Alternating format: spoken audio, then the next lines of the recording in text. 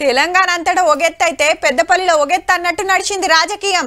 కాంగ్రెస్ తరపున యువకుడు గడ్డం వంశీసారు కార్ టికెట్ మీద పాత మంత్రి కొప్పుల గారు, బీజేపీ టికెట్ సీను సార్కు. 3 పార్టీల ప్రచారం తగ్గఫర్ నడిచింది. పెద్ద పెద్ద లీడర్లు వచ్చి ప్రచారం చేసిండ్రు, ఎన్నో హామీలు ఇచ్చిండ్రు.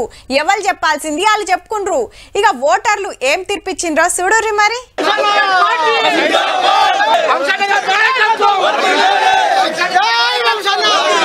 పెద్దపల్లి గడ్డ కాంగ్రెస్ అడ్డా అయింది పో.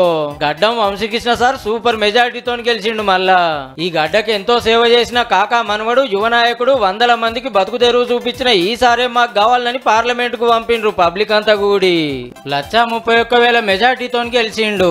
ఇచ్చిన మాట నిలబెట్టుకుంటా అని ఓటర్ దేవుళ్లకు శనార్థి చెప్పుకున్నాడు వంశీ సారు. పెద్దపల్లి పార్లమెంట్ ప్రజలందరూ నన్ను నమ్మి నాకు ఈ రోజు ఆశీర్వాదం ఇవ్వడం జరిగింది. ఈ బాధ్యతని ఖచ్చితంగా నేను అభివృద్ధి బాటలో నడుస్తానని చెప్పి సింగరేణి కార్మికుల తిప్పలరుచుకున్నాడు, నిరుద్యోగుల బాధలిన్నాడు, ఉపాధి కూలీల కష్టాలు తెలుసుకున్నాడు. కార్నర్ మీటింగ్లు, బైక్ ర్యాలీలు జోరుగా నడిచింది ప్రచారం. కంపెనీలు పెట్టిస్తా, జాబులు పెట్టిస్తా అని మాటిస్తే అందరికి గట్టి నమ్మిక కుదిరింది సార్ మీన. కాంగ్రెస్ పార్టీని గెలిపిస్తానికి మంత్రి శ్రీధర్ బాబు సారు, 6 ఎమ్మెల్యేలు Vivek sir, Raj Thakur sir, Laxman sir, Vinod sir, Prem Sagar sir, Vijaya Ramana Rao sir ఎంత తిరగాలనో గంత తిరిగిండ్రు. ఏహే ఈడ అధికార పార్టీ గెలవదని కేసీఆర్ సార్ ఎట్లెడ్డిచ్చిండో యాదుందా? ఫర్ ఎగ్జాంపుల్ పెద్దపల్లి లాంటి సిచ్యువేషన్ ఉంది. కాంగ్రెస్ 3rd ప్లేస్ లో ఉంది, బీజేపీ మా దాంట్లో సగం కూడా లేదు. నామకే వాస్తే 2nd ప్లేస్, కానీ మేము 52, 53 ఉంటే వాళ్ళు 21, 22 ఉన్నారు. గమ్మత్ ఏంటంటే కారు 3వ జాగాకు పోయింది, కాంగ్రెస్ ఫస్ట్ ర్యాంక్ కొట్టింది, నడుమిట్ల బీజేపీ.